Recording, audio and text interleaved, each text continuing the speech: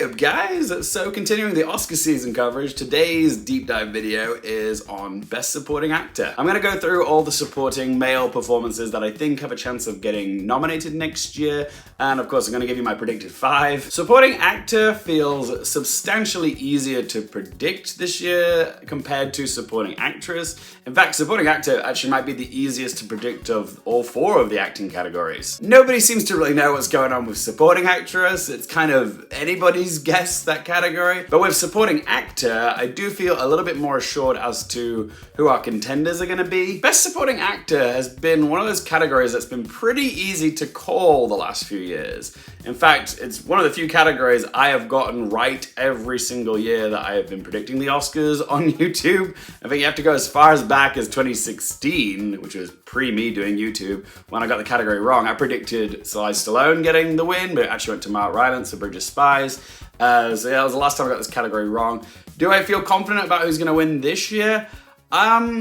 Sort of. Like, I do have a front runner in mind, and I think I've got a good idea who is going to win it, but I don't think it's locked in just yet. Like, it's still so early. We haven't seen any precursor wins. So while I think I know who it might be, there's still a definite chance that it could turn into a really exciting race. But yeah, we're going to talk about all of that in this video. Some interesting facts about this category. The last 2 recipients of Best Supporting Actor were both for performances that were in Best Picture winners, with Troy Kotsur in Coda and Ke Huy Quan for Everything Ever All at Once. And also, the last 11 recipients of Best Supporting Actor were all for performances that were in films which were at least nominated for Best Picture. You have to go as far back as Christopher Plummer to find a Best Supporting Actor winner whose film wasn't up for Best Picture. And what I really like about the supporting categories is that you usually do see a more diverse range of performances in these categories. Whereas like in leads, you usually get a lot of serious, dramatic performances, but in the supporting categories, you get a lot more comic relief, comedic type performances, which I like to see. And I do think we're gonna see some mostly comedic performances nominated for Best Supporting Actor this year. Another interesting fact though for you guys is in the last 3 years in Best Supporting Actor, we've seen amongst the 5 nominees each year, there's always been 4 new first-time nominees and 1 person who's getting their second nomination. Last year, it was Judd Hirsch getting his second nomination with a gap of 42 years. The year before that, in 2021, J.K. Simmons got his second nomination for Being the Ricardos, and the year before that, it was Daniel Kaluuya getting his second nomination for Judas and the Black Messiah, and he also went on to win it. But I don't think it's going to happen again this year, getting a lot of first-time nominees. In fact, I think we'd be lucky to get 1 first-time nominee this year. I think this year's lineup for Best Supporting Actor is actually going to be closer to the likes of 2019, when it was comprised completely of previous nominees and winners taking up all 5 of the slots. The major difference though between 2019 and what I think next year's lineup will be is that 2019 was made up of people who had previously won. So Tom Hanks, Al Pacino, Joe Pesci, and Anthony Hopkins had all won an Oscar for acting, and Brad Pitt had not won an Oscar for acting at that point, but he had won one for producing for 12 Years a Slave, but it doesn't matter because he ended up winning Best Supporting Actor that night anyways. So yeah, everybody in that category was already a winner. Whereas this year, I don't think there's gonna be any, well, 1 previous winner will be in here probably, but everyone else is previously nominated but yet to win. There's also potential for a couple of fun narratives in this category once we get the nominations. Like, we could actually see a Barbenheimer battle in this category, as well as a battle between 2 of the original 6 Avengers as well. We shall wait and see. But before we dive in, I just want to ask you guys if you could help support me by leaving a little like on this video or leaving a comment in the comment section below with your thoughts and predictions on Best Supporting Actor. It's really good for the algorithm and I would really appreciate it. And of course, if you want more movie, TV, and Oscars related content, don't forget to click that subscribe button. Okay, so who are the players for Best Supporting Actor 2024? Let's kick things off with my personal frontrunner for this category, which is Robert Downey Jr. for his performance as Lewis Strauss in Christopher Nolan's Oppenheimer. While there are many excellent male supporting performances in Oppenheimer, Robert Downey Jr. really does feel like the standout of this film, the cream of the crop. It's a transformative role. A lot of people didn't clock on that it was Robert Downey Jr. at first when they were watching Oppenheimer. It's also a very meaty part, and it reminded audiences that Robert Downey Jr. is so much much more than just Tony Stark or Iron Man.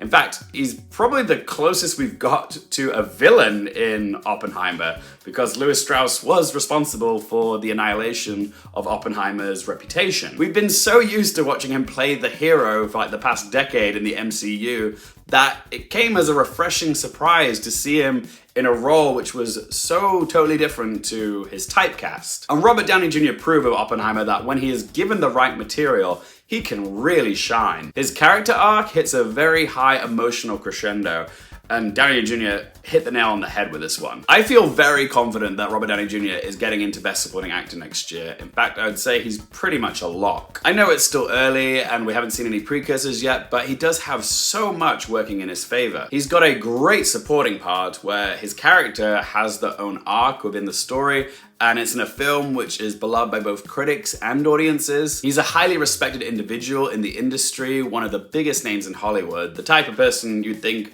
would have an Academy Award by now. He's been nominated twice before, once for lead actor for Chaplin and once for supporting actor for Tropic Thunder, which incidentally he lost that year to the only person who managed to win an Oscar for a performance in a Christopher Nolan movie. That was Heath Ledger in The Dark Knight. Could third time be the charm for Robert Downey Jr.? I think he stands a pretty decent chance, and he is who I have at my number 1 right now. But who is his biggest competition? Well, you remember I mentioned a potential Barbenheimer battle in this category before? Yeah, I do think that Ryan Gosling is probably Downey Jr.'s biggest threat in this category for his brilliant turn as Ken in Greta Gerwig's Barbie. Like Downey Jr., Ryan Gosling is also another 2-time Oscar-nominated actor, once for Half Nelson and once for La La Land, both for lead actor actually. This would be his first nomination for supporting, and it's been confirmed by Warner Brothers they are submitting him for supporting actor, not lead. You could argue that Ryan Gosling is a co-lead with Margot Robbie, but to quote Ken himself, it's always Barbie and Ken. It's never just Ken, okay? So yeah, he was literally made to support Barbie. Even in the film, he is supporting Barbie, I think. So yeah, he is in the right category. But he's a great supporting role with a lot of screen time and a lot of substance. Ryan Gosling also gets to show off his versatility in this film. I mean, it is first and foremost a comedic performance, I would say, but he does get some lovely tender moments too. Like, you feel a great deal of sympathy for him, particularly towards the end of the film, but also we get to see the Kennedy and him channeling some of that Mickey Mouse Club dance skills, because we get to see him sing and dance again. Yeah, we like to see Ryan Gosling sing and dance, don't we? Is there anything that man can't do? But yeah, I would argue that Ryan Gosling's performance in Barbie is more versatile than Robert Downey Jr.'s in Oppenheimer, and I do think there is a chance that he could surprise with a win in this category. Like, I know Robert Downey Jr.'s performance is the more serious performance, and Gosling's is more goofy, but just last year, Ke Huy Quan managed to win in this category for a performance that was part goofy, part heartfelt. So it's not implausible that Ryan Gosling could end up winning for playing Ken. He is off to a good start though. He did manage to get the nomination for Best Supporting Performance at the Gotham Awards, which is usually reserved for performances in indie movies, but he still got in. It's also kind of amazing that for a film that's titled Barbie, that the most discussed performance from the film in pop culture is without a doubt Ken. That's how amazing Ryan Gosling is in this movie. So yeah, at the moment, I do think Robert Downey Jr.'s biggest competition is actually Ryan Gosling for Barbie. So we might actually see a Barbenheimer battle in this category. But if Gosling did manage to win for playing Ken, it would be such a cool win. It would be one of those wins which would show up in countless lists of people's favorite Oscar-winning performances, without a doubt. But even if he doesn't win, the nomination itself would still be very cool. Okay, so next up we have a seasoned veteran, a previous 2-time Oscar winner, is of course Robert De Niro for his chilling turn as William Hale in Martin Scorsese's Killers of the Flower Moon. Robert De Niro hasn't had an Oscar nomination for acting since 2013 for Silver Linings Playbook. He did get a producing nomination for The Irishman in 2020, but strangely not for Best Actor for the same movie. I think he stands a good chance of being nominated for this though. This is his finest performance in years. It's a very captivating Machiavellian performance as the king, William Hale, who was responsible for orchestrating the deaths of so many of the Osage community. I would say his performance in Killers is much better than his performance in The Irishman. Do you guys agree, disagree with that statement? Which De Niro performance do you prefer, Killers or Irishman? Let me know in that comment section down below. I think the fact that he was snubbed for his last Martin Scorsese performance could help him here. Some voters may be thinking, oh, he was deserving for The Irishman, but we failed to acknowledge him that year, so we can make it up to him this year for Killers of the Flower Moon. I feel pretty confident it's gonna happen for De Niro, but I'm not 100% locked in on him yet. But it does feel pretty likely. Killers of the Flower Moon has been incredibly well received.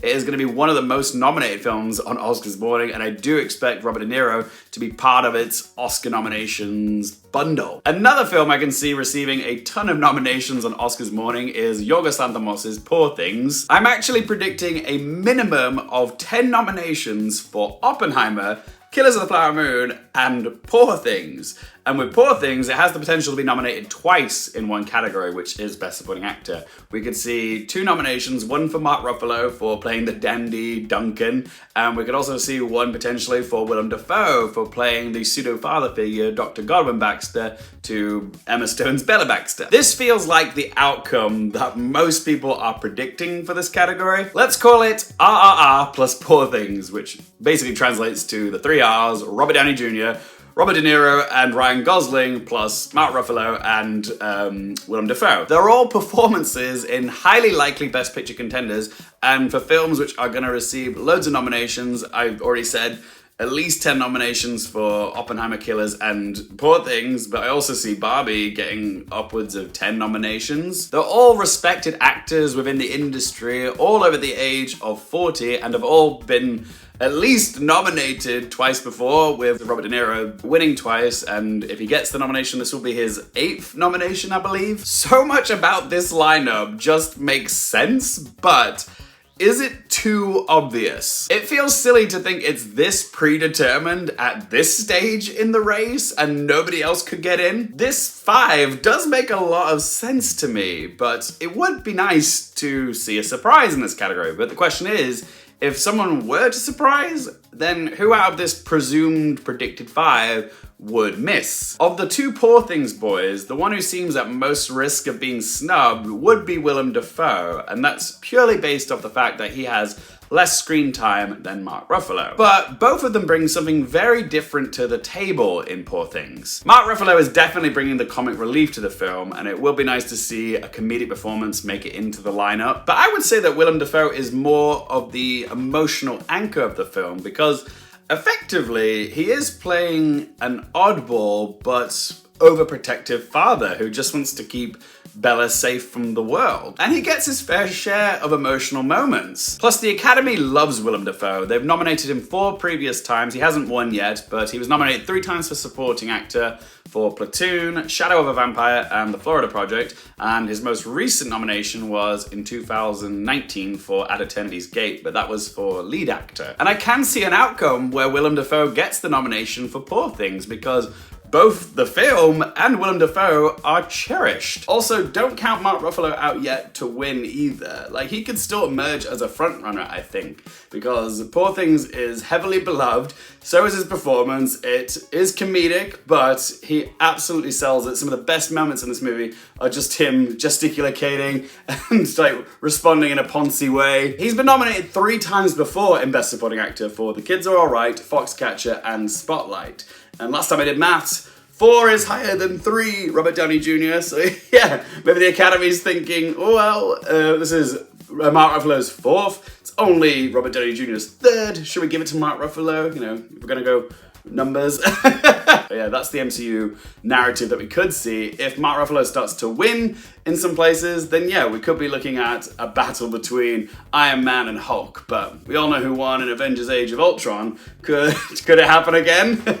It seems like the most logical path to pick Mark Ruffalo and Willem Dafoe for the number 4 and 5 slots in Supporting Actor. The Academy often does acknowledge multiple performances from the same film in the supporting actor and actress categories. In fact, in the last 4 consecutive years alone, we've seen double nominations from the same film show up in the supporting actor category, with Banshees, The Power of the Dog, Judas and the Black Messiah, and The Irishman. And also a few years ago we had 3 Billboards as well. But we do need to ask ourselves, is there a chance we might see a double nomination from another film show up in supporting actor next year? It could happen. Like, there could be an outcome where we see Robert Downey Jr. and maybe Matt Damon or Jason Clarke show up from Oppenheimer. It would be a surprise for sure. Jason Clarke is such a terrific and reliable actor, and he's never had an Oscar nomination, and it would be so cool to see him show up here and receive his first ever Oscar nom. And Matt Damon has had a very good year with the success of both Air and Oppenheimer. Could that maybe translate into a surprise supporting actor nomination?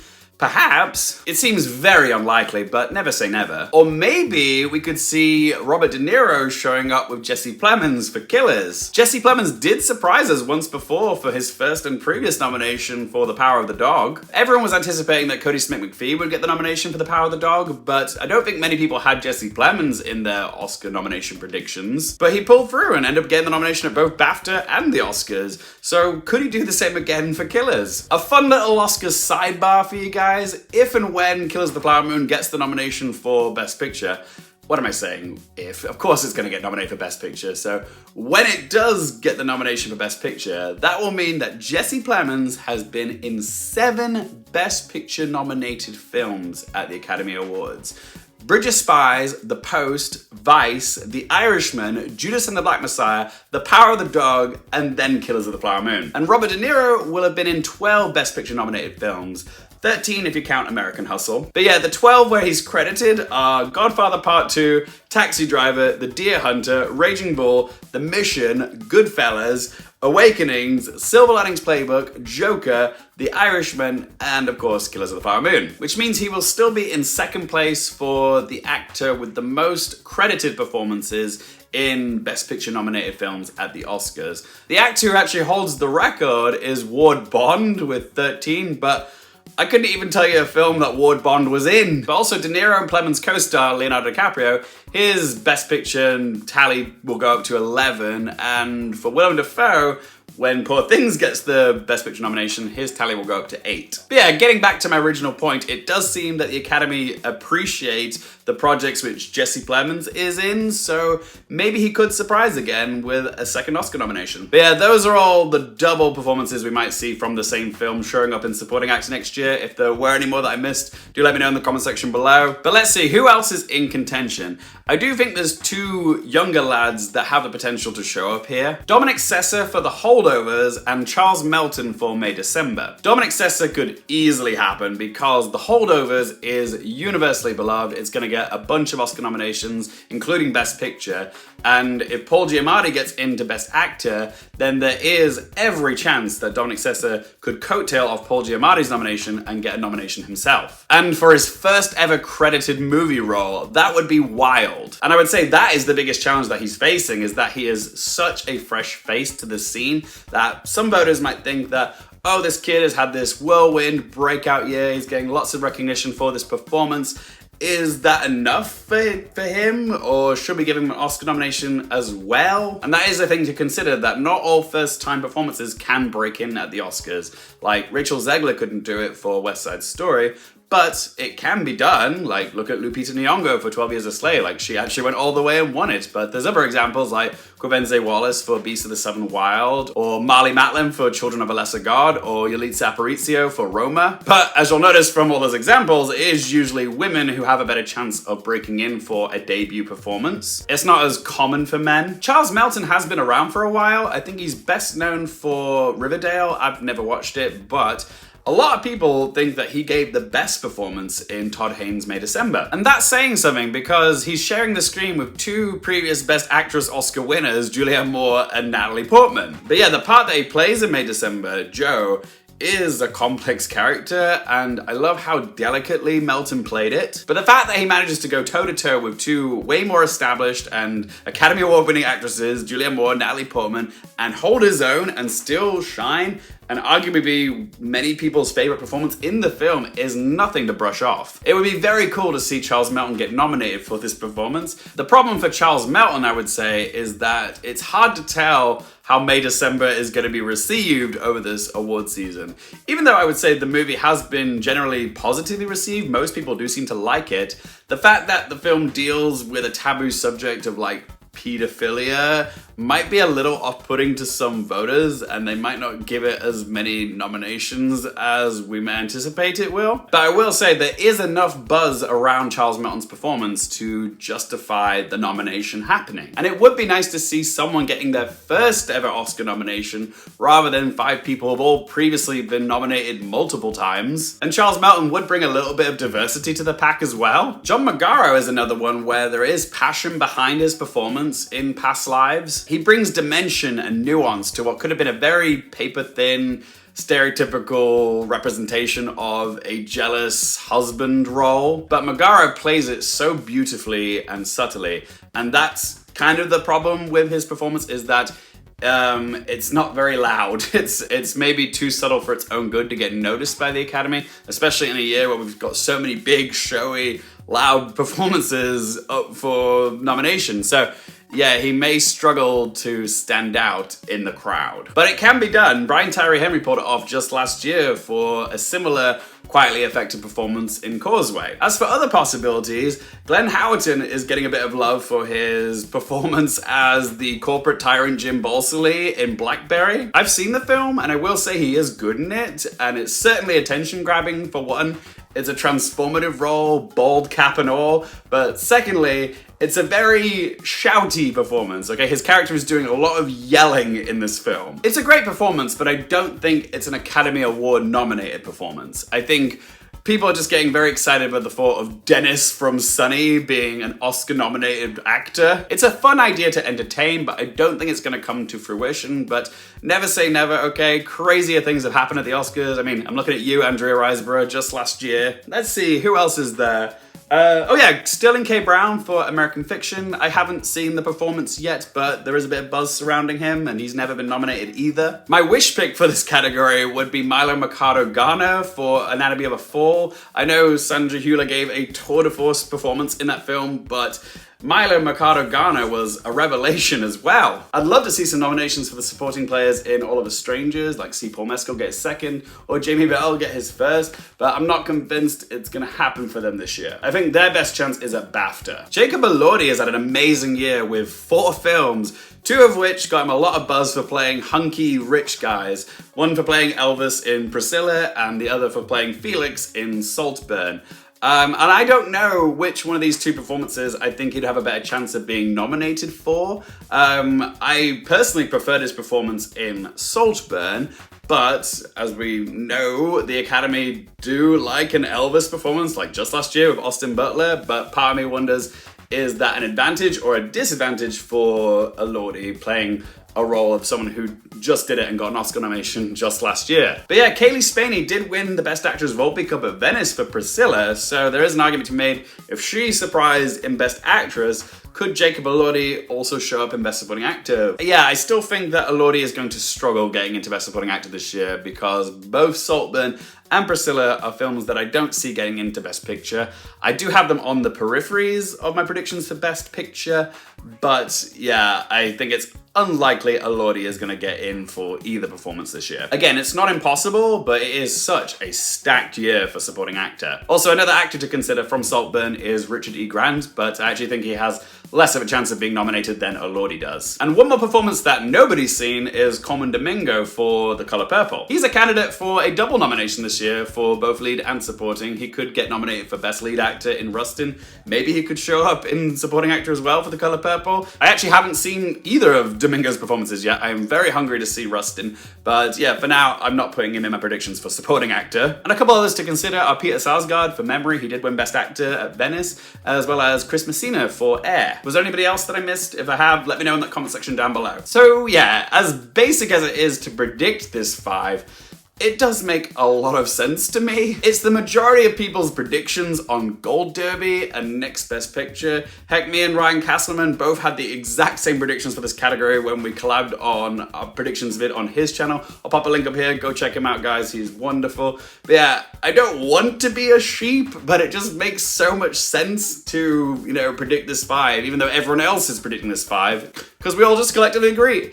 It makes sense, it feels right, but I do want to see a surprise here, and it would be nice to see someone who has not been nominated before, or brings a bit of diversity to the category, or gets their first nomination ever, as opposed to someone getting their 3rd nomination. And like I said before, it can all change. Like, this might be my predicted 5 now, but I might change it up in a few months' time. We'll see how things unfold with the precursor nominations. But for now, I'm gonna stick with this predicted 5. But what do you guys think? Do you agree with me? Do you disagree? What are your predicted 5 for Best Supporting Actor as of November? Whatever you have to say about this category, please do let me know in that comment section down below. Again, if you have enjoyed the video, help me out with a little thumbs up button. It's great for the algorithm. If you want more movie, TV, and Oscars related content, don't forget to click subscribe, and as always, thank you guys so much for watching this video. For more things related to movies, TV, the Oscars, and popcorn culture, I'm Luke Harefield, and I'll see you next time.